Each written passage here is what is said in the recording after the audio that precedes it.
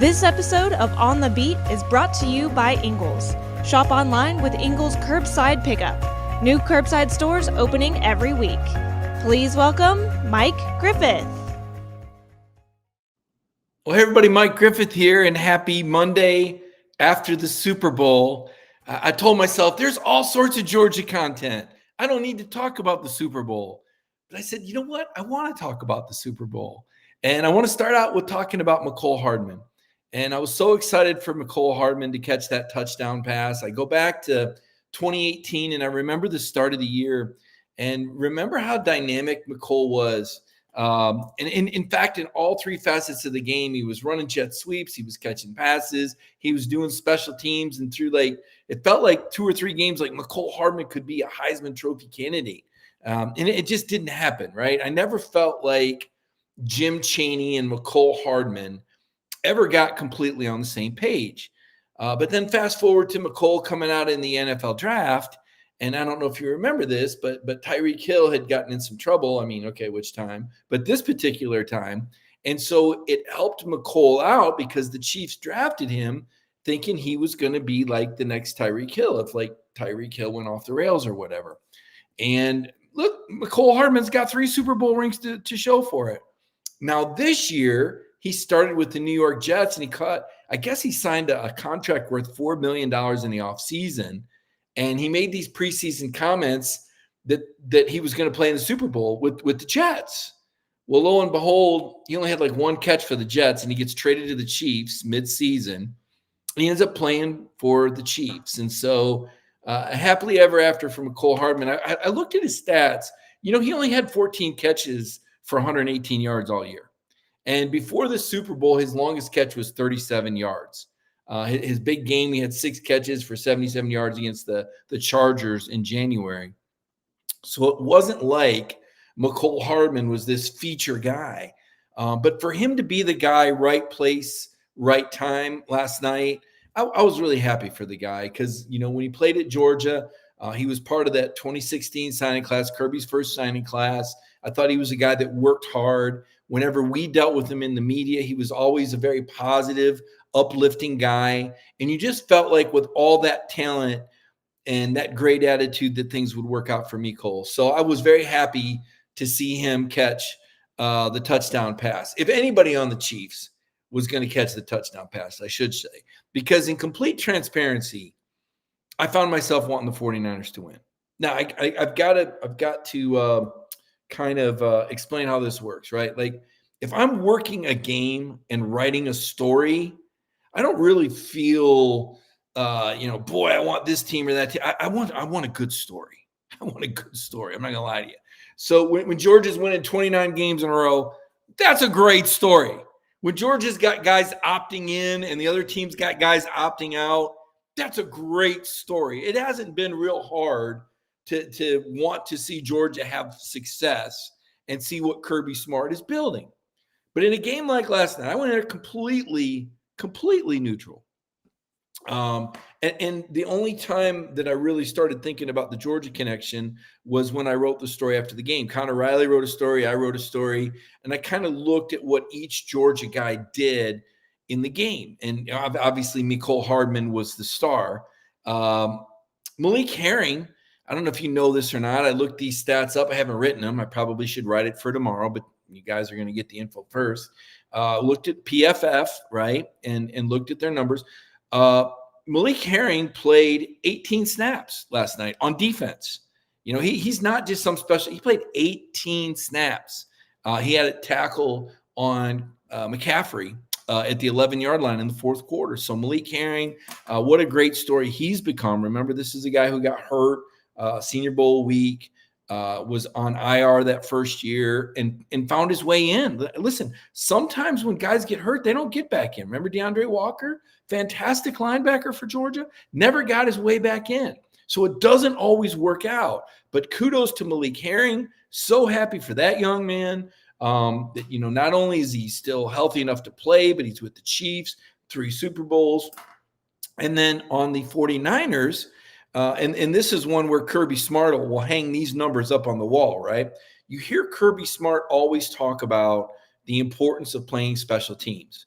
and how he has to sometimes sell these guys. Look, you're going to be glad you learned how to play special teams. You're going to be glad you got this experience. Well, these numbers bear that out.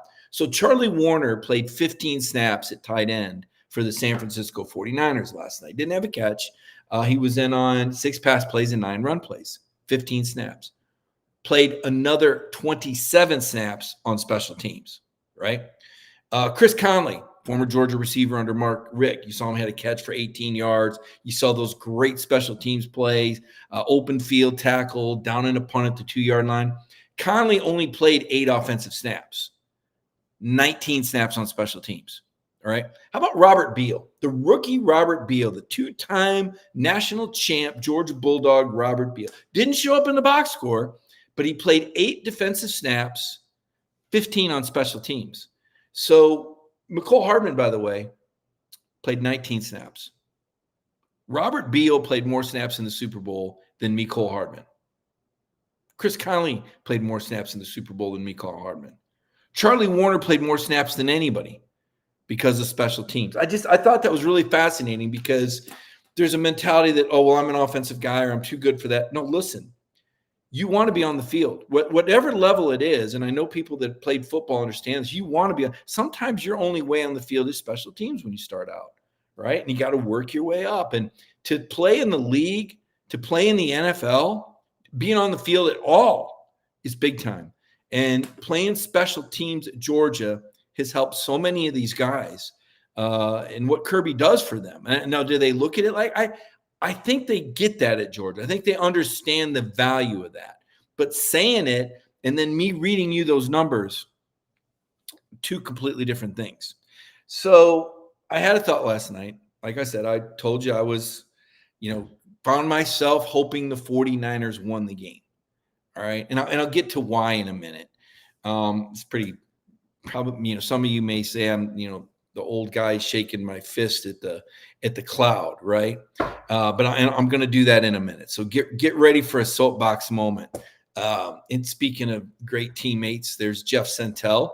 Gotta love you some Jeff Sentell. Jeff, thanks for being here. But here's what, and I wrote a story about this. There's a Lad McConkey story up, and the origination of that story was me seeing the 49ers with a 3rd and 4 at the Chiefs 9-yard line on that opening drive, right? And I'm like, I like Christian McCaffrey. I'm a running back guy. Okay. I was a not great running back in high school, but I love the position. Running the football is one of the greatest things ever. And so I love watching great running backs, and McCaffrey is unbelievable. He's outstanding. But they found themselves with a 3rd and 4, and they throw an incomplete pass. And I said, you know what? You got to have a guy that can get open there. You just got to have somebody that can make a shake at the line, make a move, like McCole Hardman did at the other end. Would Lad McConkey have made a play for them there? I think he would have. I think if the 49ers had Lad McConkey last night, they would have won the Super Bowl. That's really not as outrageous as it sounds. I think Lad McConkey's that guy. And I saw some draft ratings where they're ranking him. Some of these draft rankings have Lad rated late 1st round. Others, the one I was looking at for the article from ESPN, had him early 2nd, 1st pick of the 2nd round to the Carolina Panthers, being their number 1. And the draft analyst said he's the best route runner in the NFL draft. Wow. Yeah, he was that good. He was amazing. And I'm thinking, if I'm the 49ers, and I haven't looked at the draft, maybe they traded their pick, but if I'm 31 or I'm 32 or I'm the Bill and I'm looking for an impact receiver, I'm drafting Lad McConkey because he's that quick, he's that fast, he's that uncomfortable. He's going to make that 4-yard catch. He's Justin Edelman. He's Wes Welker. Remember how Brady just had those guys? The Senior Bowl director compared Lad to Cooper Kupp. So yes, Lad McConkey could be a 1st-round pick. Lad is going to go to the combine end of this month, early next month, and he is optimistic he's going to work out. And what is separating Lad McConkey from being a 1st-round pick?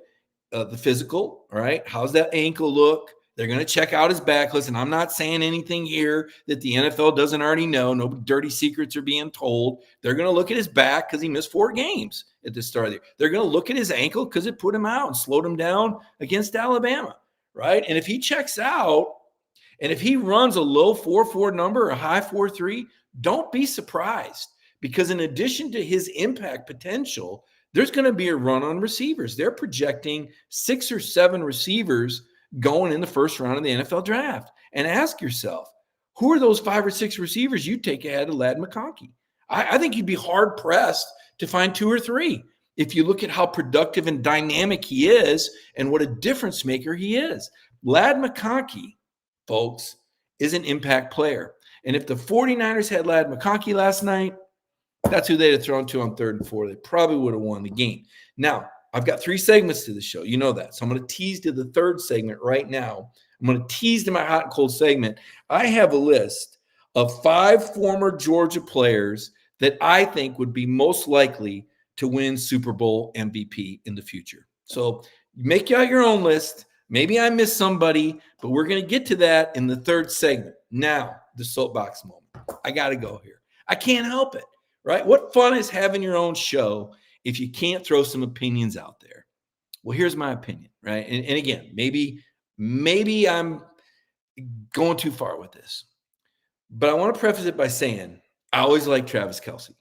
I found myself liking Travis Kelce. Maybe it's because I was one of the guys that would always draft him in the 2nd round of fantasy football. Or maybe I just like how dynamic of a player he is. Or maybe I liked his story and him making the most of his second chance in college. I like those second chance guys. And the Taylor Swift thing, it didn't bother me.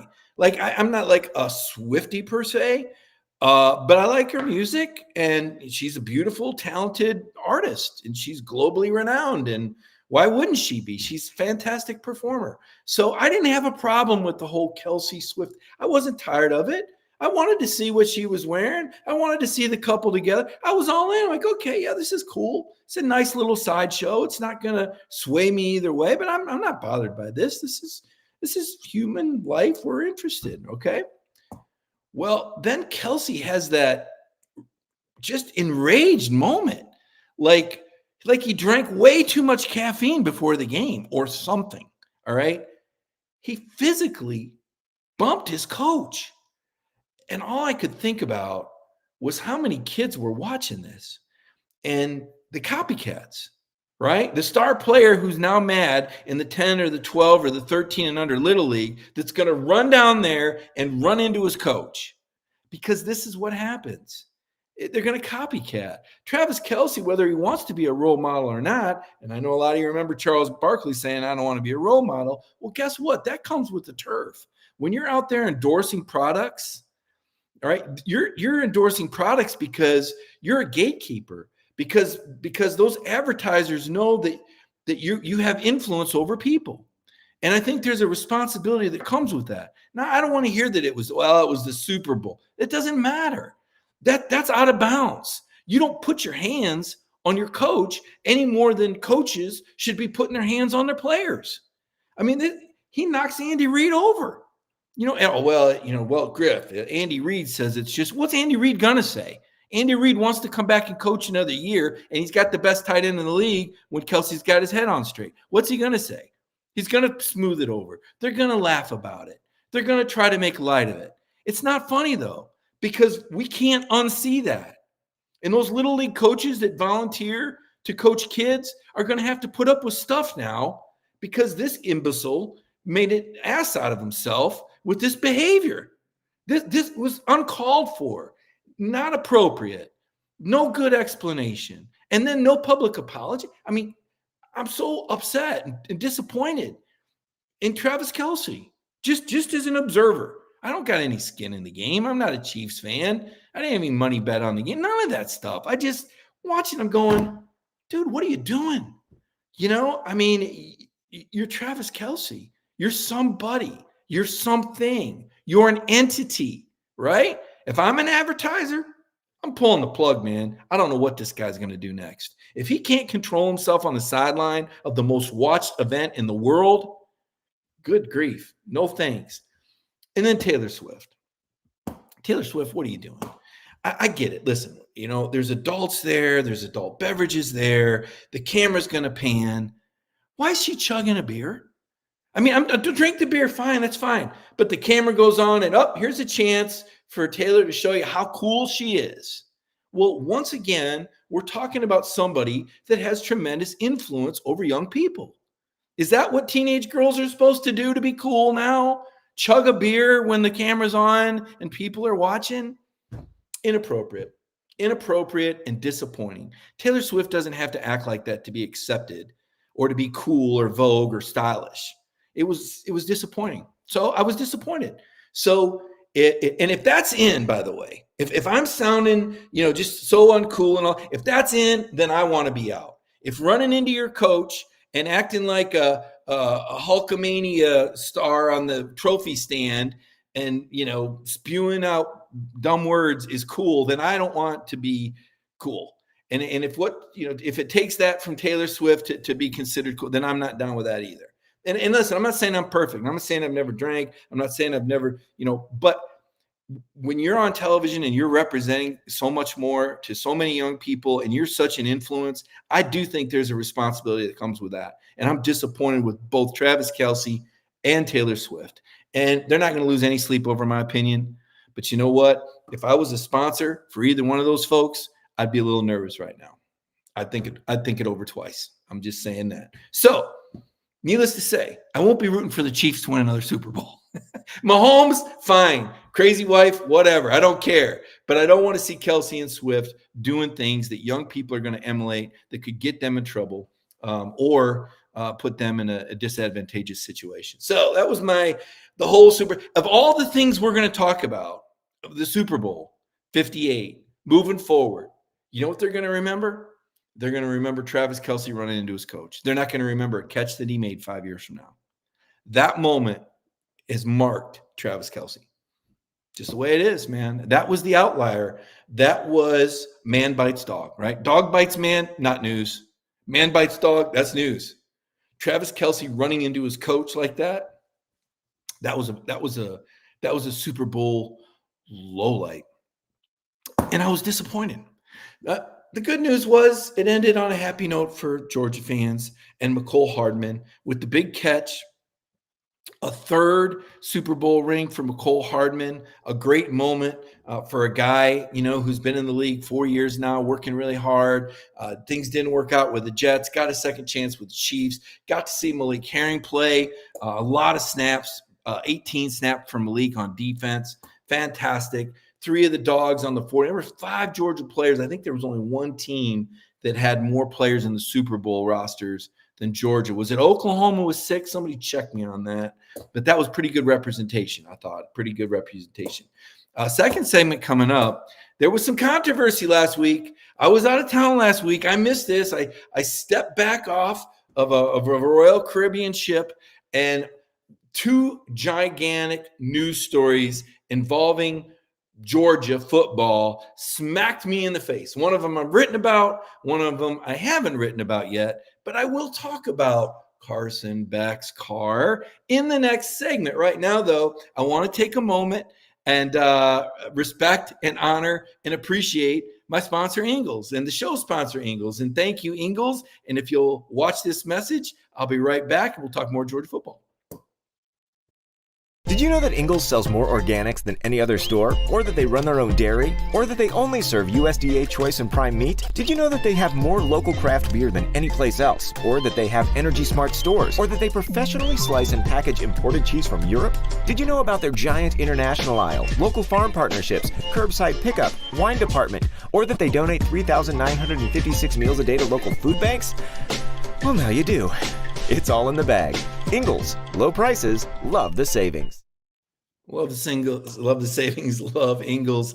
And man, so I'm like, I literally turned my phone off for 3 days. I can't tell you the last time that I've done that and gone off the grid, but I did. I said, you know what? I need to get a break. I need to hit the refresh, need to get ready for an unbelievable 2024. Gosh only knows what Georgia football has in store. They're preseason number 1 again. We got this 12-team playoff. Georgia's got these incredible road games in Tuscaloosa and at Texas, and there's all these teams competing now, and Alabama's just going up in flames, it seems like. Need to write about that sooner or later this week. I keep waiting for the music to stop. I'm like, well, let's get to a resting point. Let's see wait a minute, another guy left and another guy left. I mean, holy cow, does Alabama got to get their house in order? I guess they don't have to. Kind of turned into a fringe playoff team to me. But looking at Georgia, right? So the first thing, and I wrote about this today, and I realized that my opinion may run counter to some Georgia fans. So that I don't know, we need to put a filter on there, play some kind of music when Mike is going to disagree with some Georgia fans. I just want to be clear. I've been made aware that not everybody agrees with me on this.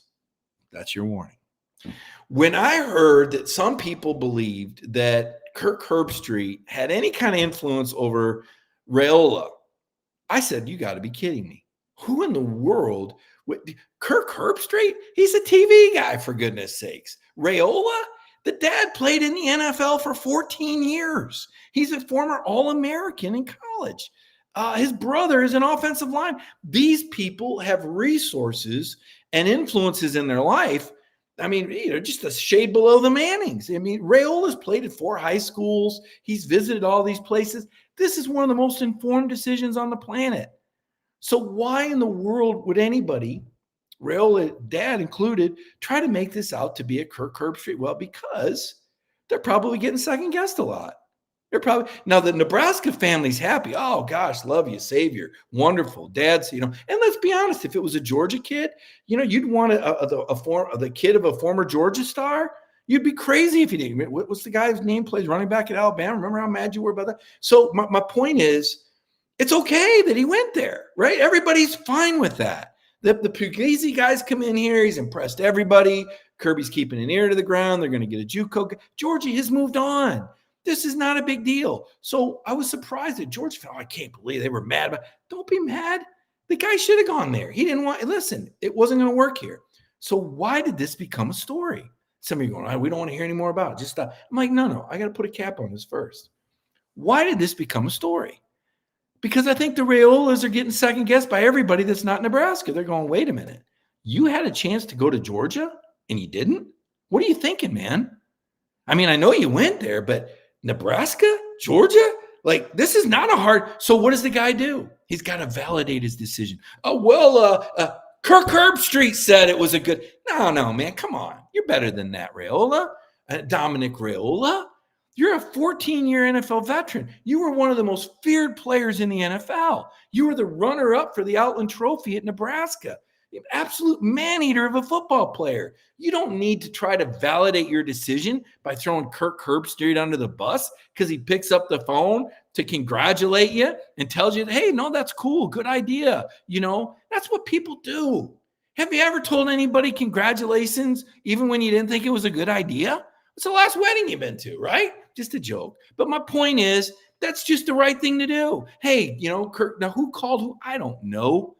But Herbstreit is an ambassador of the sport. He's an opinion guy. He talks to people all the time. Hey, I give opinions. I'm not Kirk Herbstreit, but I told the McConkey, I really think Ladd ought to come back. If Ladd came back, Heisman Trophy, this. Now he's a borderline first-round pick. Thank God the family's not looking at me going, excuse me, you wanted us to do what when Ladd's almost a first round? So people give opinions, right? When you build relationships and camaraderie with it, you give opinions. Everybody gives free advice. Do you really think that what Kirk Herbstreit said had 1 degree of influence over a family with that much power, knowledge, and background in football? 0. Now, I'm not saying that Dominic Raiola did that. Everybody I think subconsciously he was validating the decision, like almost as if to say, hey, and it's not just us that thinks it's a good idea. Because Kirk Herbstreit's opinion matters. He's good. And I know some people, Georgia beat him in a bowl game. Listen, no. You don't understand. Herbstreit doesn't care about that stuff. He doesn't. I've talked to the guy. And it was just 5 years ago when Kirk Herbstreit was the loudest voice on the planet that Georgia should have gone in the 2018 playoff. And you know what? I was like, you know what? That's pretty cool that Herbstreit would put his neck on the line and say Georgia belonged in the playoff, even though that doesn't get him any points with anybody. He's swimming upstream against the college football playoff committee. That's not good politics for Kirk Herbstreit, but he said what was on his mind, even though it went against the flow. Even though most people would say, oh, no, Oklahoma, they won their league and Georgia didn't. And Oklahoma only has one loss and Georgia has two. Herbstreit said no. Politics played a role in this, and the committee was wrong. Kirk Herbstreit said that about Georgia. When all the stuff was going on about Fromm and Fields, and it was so easy to stir the pot, Kirk Herbstreit said Jake Fromm should be the guy. He didn't have to say that, but that's how he felt. And he didn't say it to please Kirby Smart or to please Georgia fans. He said it because that's what he thought. So if Herbstreit thinks that Raiola was better off at Nebraska, I got news for you. He's right. I think that too. And so do you. Don't kid yourself. Don't kid yourself. You saw enough of that guy at Buford. He wasn't going to make an impact anytime soon. I'm not saying he won't be a great quarterback. He will. But it's going to take, in the SEC at least, it had taken 2 or 3 years for him to get his mind and his arm and the timing and the playbook. He would have had to wait. And I don't think a family and a player like that is in the waiting game. It worked out best. So no harm, no foul. I don't think Kirk Herbstreit had anything to do with it. And I think it's silly to chase the notion that he did. Now, everybody has a different perspective. And if people disagree, I respect that. All right? Because you've heard, watched, seen, and you feel things different than I do. All right. I'm not a Dogs fan. All right. I don't feel it emotionally. I have to stay distanced professionally to deliver the news and information in a way that I think is objective and fair. I'll just admit that. All right. I just the truth. So if your opinion is different than mine, I respect that. And it's okay. And there's not a right or a wrong. There's just one perspective versus another perspective. And my perspective, having dealt with Kirk Herbstreit as a reporter at Auburn, Alabama, Tennessee, Georgia, Michigan State, is that I don't see a guy that roots for teams or gets anything. I think he does an unbelievable job, and I think he's the best. And I enjoy listening to his games because I think he does a really good job of breaking things down. I don't always agree with him. I thought it was a bit much when he got giddy about Nick Saban winning. I was kind of like, Kirk, get a hold of yourself, man. Like I'm not like all in, like everything he does is great. There's things I disagree with him, but I think the guy does a really good job. And I think he is who he is. So I wanted to get that out of the way. I just wanted to say that.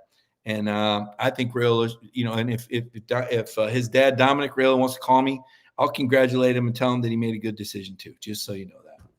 Because I don't think he'd have lasted at Georgia. Not as things are right now. I'm not saying he may. Now, the thing is, he may end up here. He may transfer here someday, so don't throw him under the bus, Georgia. This guy might win a national title for you yet as a junior or a senior, but he wasn't going to do it as a freshman or a sophomore year. Now, Carson Beck's car. Remember when I reported with good sourcing that the Beck camp asked for a package worth $4 million? People, you're crazy. Oh my gosh, the notion of that. How dare you say it? Said, okay, the Lamborghini is in the garage. Do you believe me now? And I'm not saying that he got that, but that was the ask. And the car, I think, is in some way, shape, form part of it. The money, the car, the NL, whatever you want to call it. For some reason, the quarterback at the University of Georgia thinks that he needs a Lamborghini. Why? I don't know. Carson's kind of a quiet guy. He plays Rubik's Cube. They say he spends a lot of time alone. So maybe he wants a nice car. The problem with that is that it breeds some jealousy. And I don't think it's healthy. I don't think you can look at it and go, that's a good thing. I don't think there's something we can take away from here and go, no, that's a good thing. It's not a good thing. All there is potential for bad. Like, number one, first and foremost, where it hurts Georgia the most. And I already know this because Kirby already had to deal with this, right? So Kirby and his coaches do this talk with boosters, and they do it every year. And if you donate enough money, you get a little private Kirby and coach session. And Kirby always shoots straight, so it's not like he's telling them anything any different than he's going to tell us in a month. But people they get the drop and who's done what. And apparently, when Mike Bobo announced that the most important recruit was getting Carson back, and which I agree with, by the way. But it was kind of the slow clap. It wasn't like it would have been 2 weeks ago. Put yourself in the shoes of these donors, all right? You're given, I don't know, $1 million a year, $250,000. Like I can't even wrap my brain around having that much money to begin with, much less to throw at a school. We love Georgia so much. Here's $1 million a year. God bless these people. They make the world go around in college football because you're signing good kids, because they represent your alma mater that you love, something bigger than yourself, something that represents the whole state. And they're using that money so a quarterback can drive a Lamborghini? That's where that money's going? Oh, no. That's not where that money. Well, no, wait a minute. It kind of is. Because you can say, well, that money didn't go specifically for that. Well, it didn't. But then other money did that could have gone. Do you see what I'm saying? Is it harder to give money to a program when you're watching cars go down the street and going, did he really need a car that went 0 to 60 in 3.8 seconds? Is that where my NIL donation? So to me, that is going to stress, not just at Georgia, but at all schools. It's really going to challenge the donor system. I really think so. When players spend frivolously. Like if I'm Carson Beck, and this is where I'd say to Carson Beck, listen, Carson, here you got it all wrong. You need to drive a Ford like your coach and have them pay you, not you pay them. You don't spend $260 on the car. They spend $150,000 so you drive their car. That's where it needs to go, okay? Not your money going in or this being part of a payment. No, you should be endorsing products, not the other way around. That's my thought on that. Listen, the other part of this is there's a part of me that feels for Carson. After that guy sat that long, I don't care if he drives a rocket ship to work. He paid his price. He's earned his position. He's earned the right to make that decision. All right. I don't agree with the decision to get that kind of a car and flash that kind of money. I don't think that's healthy in the locker room because I do have sources to tell me, hey, look, this stuff gets talked about. Now, Kirby Smart and Georgia, I think, do a better job with roster management than any program in the country, hands down. And you've got an Orange Bowl game to prove it. You've got an opt-in game to prove it. Everybody keeps going, oh, they got to do something about this. And they got to do something. Well, you know what? Georgia is doing something about it. They're coaching kids up that opt in, that play for one another and play for something bigger. They did do something. That's what you do about it. And you hold people accountable. So players feel that urge to play for one another. They want to give back to a program that's given to them, that's provided them an opportunity, that's given them great coaching, that's enriched their lives and their families' lives. They want to represent the G. That's what you do about it. You get good coaches and you build a good program and you build that togetherness that Kirby talks about. Everybody talks about it, but who really does it? I would argue nobody did it better than Georgia last year. That Orange Bowl should be a great memory forever. They didn't win a third national title, but to me, that was the second best result. I think it was better that Georgia went, played in the Orange Bowl, won 63-3 over a team they recruit against every single year in the Panhandle in South Georgia. That win will last forever, folks. And that story of Georgia opting in and Florida State opting out, Mike Norvell is never going to get away from that. Florida State will never put that to bed. Okay, they will never get away from Georgia being the school that opt in and Florida State being the schools that opt out. I'm down there to Senior Bowl. I'm seeing these guys on the field in practice. I wanted to say, are they going to opt out of the game? They're always going to be opt out to me, right? Steve Spurrier called them Free Shoes University in the 90s. I call them opt out U. That's never going away. I still can't believe they had that many guys opt out. They're going to do all this crying and moaning and groaning about not making the playoff, and we deserve to be in, but we don't want to play Georgia, so we're out. Okay, which one is it? Did you deserve to play? Did you want to prove it? You want to prove? Shut up and get on the field and prove you. Well, we don't want to do that. We don't know. Okay, fine. Then be quiet and go away, Florida State, which is what they're in the process of doing. But not before they committed some violations, as it turned out, by inappropriately offering Amarius Mims money before he was, or an NIL opportunity before he was signed by the school. Oh, yeah, that little thing. Oh, that's right. 2 years of probation, Florida State. How did that hit you?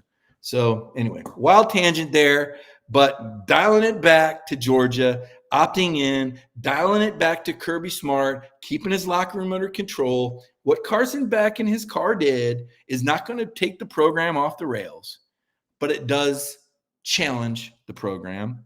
And I think it is a teaching moment. I think it is something for Kirby and his staff and maybe even Carson Beck to learn from. Carson had done a commercial, some NIL commercial during the season where it showed like little clips of him. And like one of them was him getting out of some supercharged car. And I said, I don't think that's a good idea. After everything that's happened here, I'm not sure that's the imagery that I would want a student athlete at Georgia to be portraying. And to the credit of the sponsor, whoever runs the show, I didn't see that ad anymore, right? Somebody else figured that out. Who was it that said image is everything? Andre Agassi? I think Georgia, because they're on top of college football, because they're, to me, the clear number one, because Kirby Smart, to me, is clearly the best coach in the country right now. There's going to be more scrutiny when you're at the top. There's going to be programs. There's going to be more people watching closely. And with that comes a responsibility in a Travis Kelce, Taylor Swift kind of way. When you're big and powerful and famous, people are watching. And they're going to be more critical because Georgia's lost, 2 games in 3 years? And no different than how closely we're watching what's going on in Alabama with this whole, Kalen DeBoer, Nick Saban. I mean, my goodness, what a terrible job they did vetting this. This coach isn't even bringing his staff. The line coach is gone. The coordinator's gone. It's like, so tell me again why you hired him. Well, on paper, he's not bringing Michael Penix with him. He's not bringing those 2 first-round wide receivers with him. Okay. He's going to try to run his offense with Jalen Milroe. And by the way, he brought a transfer with him. If I'm being honest, right now, I don't think Jalen Milroe is going to be the starting quarterback for Alabama at the end of next season. I bet against it. I could be completely wrong. But I don't think that Jalen Milroe is the guy that can run the same offense as Michael Penix. And I'm not convinced that Kalen DeBoer can build an offense around Jalen Milroe because the sample size is too small. Well, he had 2 years at Washington, with Michael Penix. And what did he do at Fresno State? Well, I'll tell you what he did at Fresno State. He was 3-3, and he was 9-4, right? 8-4. Does that blow you away? I'm not blown away. 67-3 at Sioux Falls.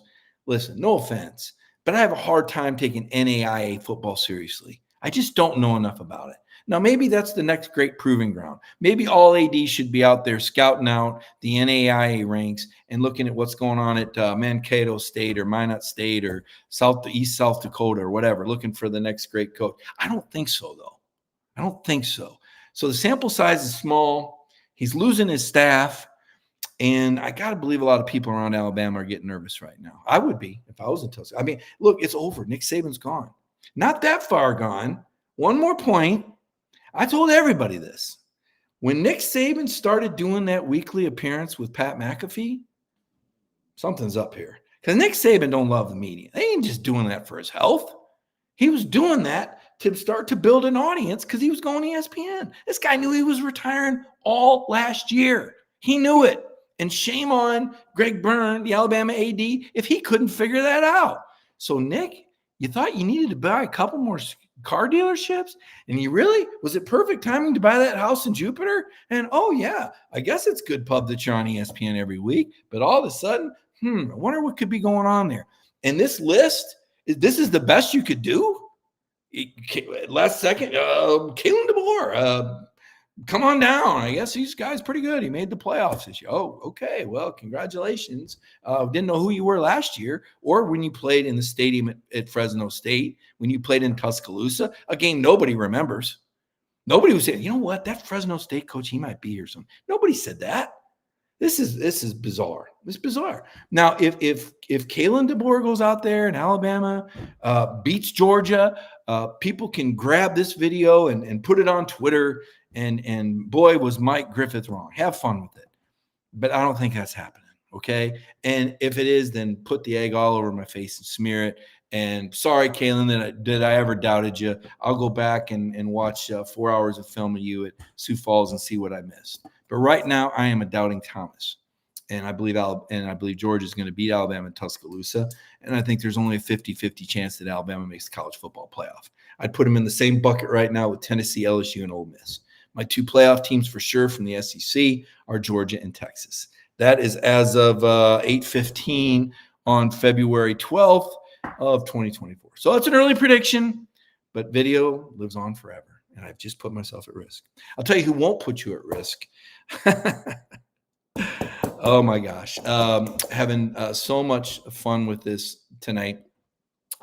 Anytime heating, cooling, and plumbing will not put you at risk. They will take care of your HVAC needs and your plumbing needs, and you should check them out. And you should pay attention to this message. And right after this message, we're going to come back, and I'm going to give you my top 5 Georgia players in the NFL most likely to win Super Bowl MVP honors in the future.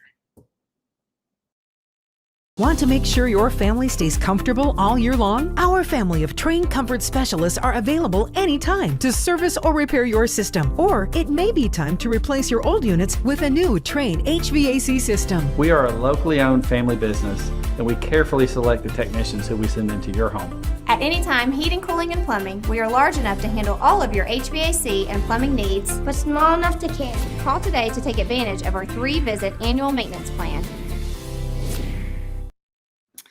Welcome back to the program. Looking at some of the comments, I appreciate the support, and I appreciate the professionalism in the disagreements. It's okay to disagree. That's what's great about America. And as long as you have an opinion, right? What did Jim Rome used to say? Have a take, don't suck. That's kind of how I feel, right? If you disagree with me, fine, but give me your opinion. Maybe I'll learn something. Maybe I'll get some perspective. And that does happen. I'll go, you know what? Never really thought of it that way. There's been a couple of those instances. I'll share one of them with you real quick before I get to my Super Bowl list. So Ladd McConkey, and I'll tell this story again. I'll write this story eventually. But there was a time when we were doing an interview with Ladd, and I said, what was your favorite game? And he said Missouri, his freshman year, I think, because it was the first game that he ever dressed out for, like in pads. I said, well, wait a minute. That doesn't mean that was on the road. That's right. His first game that he wore pads in was Missouri on the road. And he didn't even play. And it was freezing cold. So why was that Ladd McConkey's favorite game? What was the twisted humor in this? Well, it wasn't twisted at all. It was what makes Ladd McConkey wired to be this incredible player, this mentally tough monster. You're freezing cold. You're disappointed you don't get in the game. You're embarrassed because your family came. You're angry. I mean, there's all these emotions with cold weather, and Ladd McConkey's like, bring it on. And it reminded me of something I heard about like the Navy SEALs. When things go bad or wrong, the SEALs think, hey, full benefit, right? They're built for adversity. They thrive off adversity. So the fact that Ladd McConkey says his favorite game was a game on the road in freezing cold weather that he didn't get to play in short sleeves, that his family came at, and that tells you a little bit about how this cat is wired different. And it's funny. To me, it's like an inside joke. Like, okay, Ladd, I got you. That was your favorite game, and why? Because it humbled him. Why? Because it poured fuel on the fire. Why? Because it drove Ladd to remind himself, you're not there yet. You have to get better. All those things. That is someone who thrives on adversity, right? That was a light bulb moment for me with who Ladd McConkey is and why he got to where he's at after being ranked 1,160th in the nation coming out of North Murray High School, right? And being passed over by Wake Forest that worked him out and said, nah, and Eli Drinkwitz, who didn't even bother to show up at a basketball game he was supposed to be at. So, if Eli Drinkwitz, he has his SEC Coach of the Year award, just imagine if he'd have signed Ladd McConkey. Just imagine if he'd done his homework and gone to the gym like Kirby Smart did and offered Ladd and gotten Ladd at Missouri. Could Missouri have beaten Georgia in one of these last 2 games if they had Ladd McConkey? Food for thought. Now, my list of 5 Georgia players that could be future Super Bowl MVPs. Number 1, this is boring, but I'm playing the odds here. Matthew Stafford. Why not?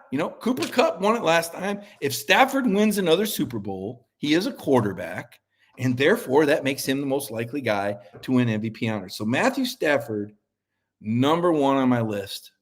Current Georgia players in the NFL, most likely to win Super Bowl MVP honors in the future. Number 2, you've seen this guy dominate. You know him, Jalen Carter. Jalen Carter, he of the blocked field goal in the Alabama game that turned the momentum around in the CFP championship game in Indianapolis. He of the sacks and domination of previously number one and unstoppable Tennessee when Georgia beat Tennessee in that classic 1-versus-1 battle in Sanford Stadium. Jalen Carter, dominator, the modern day Ndamukong Suh. Roquan Smith, big-time player, big-time team. Baltimore Ravens, I could see them winning a Super Bowl. I could see Roquan with a pick six or forcing a turnover. He's my number 3 most likely dog. Number 4 dog has not taken a snap in the NFL yet. I think you know who I'm about to say. Superman, Brock Bowers. Brock Bowers, remember when he had 10 catches for 139 yards against Alabama? They lost that game. But he had 10 catches for 139 yards. He had 15 targets in that SEC championship game. This is a difference maker. Now, talked a lot about Ladd McConkey tonight and how Ladd would have been there for 3rd and 4 in the 40. Brock Bowers would have been there too. Somebody was saying there was a picture of Brock Bowers with Rob Gronkowski, and Gronk was so much bigger, and oh my gosh, this is going to cost people. Are you not paying attention? Brock Bowers plays 4 inches taller and 40 pounds heavier than he really is. I'm the first to admit, you see Brock in person, you go, that's Brock Bowers. Oh, okay. But you put him in pads and he's ready to conquer the world. It's like, okay, I can't explain it, but somehow he's faster than everybody. Somehow he runs over everybody. Somehow he blocks everybody. Somehow he's always where he's supposed to be on assignment. Somehow he does the matrix move, which to this day is still one of the most impressive plays I have ever seen in college football. He's Brock Bowers. He's got superpowers. Number 5, he has been an MVP before. That is your clue. He was an MVP of a bowl game. Now, it's at this moment, it wouldn't seem likely that he'll be an MVP of any game because his quarterback stinks and their whole quarterback room stinks. And why do you draft him if you don't have a quarterback? As JT Daniels once said, you don't recruit a guy like George Pickens if you don't throw him the ball. So why would the Steelers draft George Pickens if they don't have a quarterback that can get him the ball? I don't know. Mike Tomlin, get a quarterback for this guy. Get a quarterback. Did you remember what JT told us on the show a couple of weeks ago? When he told us that he had a deal with George Pickens. He said to George, I'm going to keep throwing you the ball, but here's the deal. You can't ever let it get intercepted.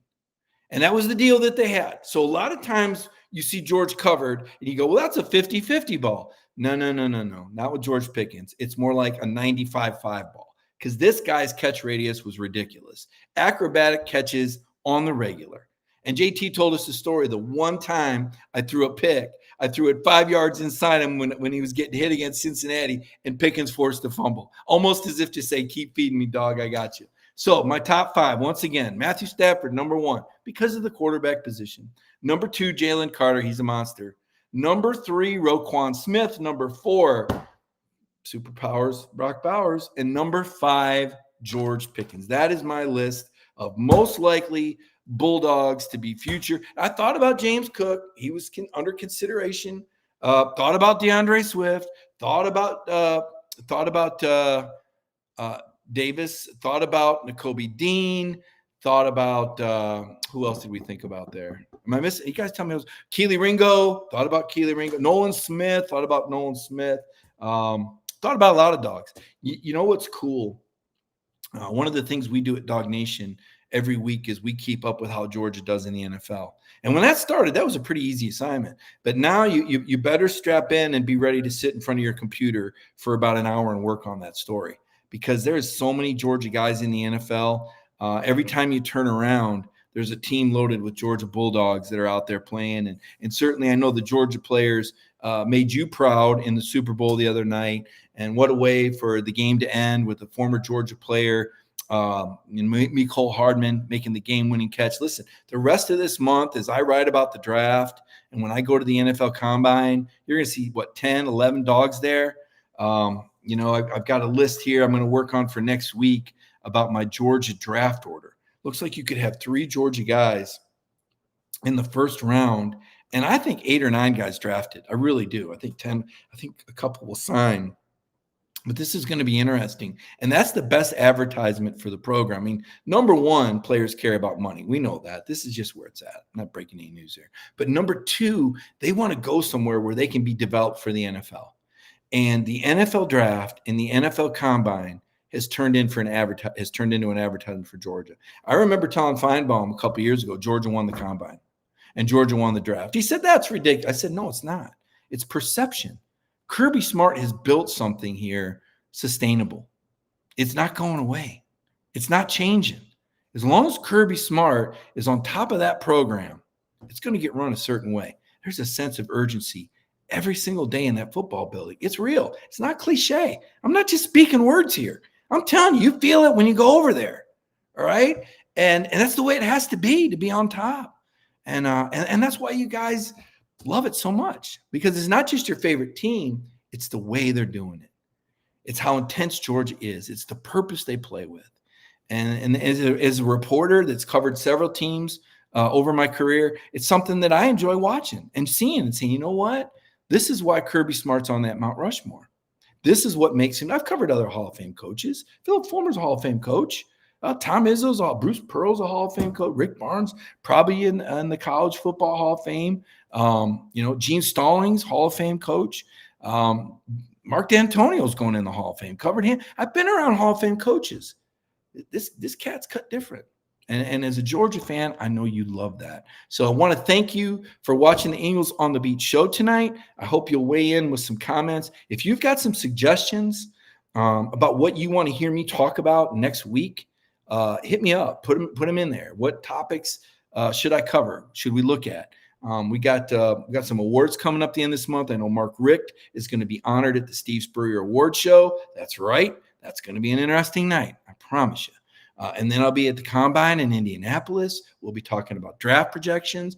You got the start of spring football coming up mid-March. You got the softball team already rolling, top 10. You got the baseball team with Wes talking about Omaha. I don't know if they should be talking about Omaha, but they are, right? We got Mike White, got the Gators coming in. How sweet would a Georgia basketball win be over Florida Saturday in Stegman Coliseum? All sorts of great sports that are going on at Georgia. Josh Brooks doing a tremendous job as the Georgia athletic director. We'll close it out there. Everybody have a great week. Thanks for watching. Look forward to seeing you next week here on the Eagles on the Beat show.